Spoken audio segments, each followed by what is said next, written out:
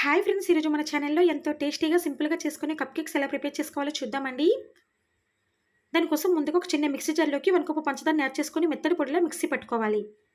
తర్వాత అందులోనే 1 cup oil, 1 cup పెరుగును కూడా యాడ్ చేసుకొని ఒక 20 మినిట్స్ పాటు స్మూత్గా మిక్సీ పట్టుకొని ఒక బౌల్లోకి షిఫ్ట్ చేసుకోవాలి.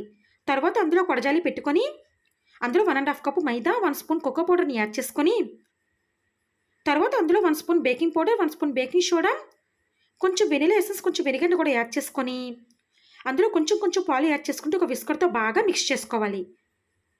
తర్వాత కప్ కేక్ కప్స్‌ని తీసుకొని వాటికి ఆయిల్ అప్లై చేసుకొని మనం రెడీ చేసుకున్న మిశ్రమాన్ని అందులో షిఫ్ట్ చేసుకొని పైన డెకరేషన్ కోసం కొన్ని స్ప్రింకింగ్ బాల్స్‌ని కూడా యాడ్ చేసుకొని స్టవ్ పై ప్యాన్ పెట్టుకొని అందులో స్టాండ్ పెట్టుకొని మనం రెడీ చేసుకున్న కప్ కేక్స్‌ని అందులో యాడ్ చేసుకొని ఒక 20 మినిట్స్ పాటు ఉడికించుకొని స్టవ్ ఆఫ్ చేసుకొని చల్లారాక తీసి చూస్తే ఎంతో టేస్టీగా కప్ కేక్స్ రెడీ.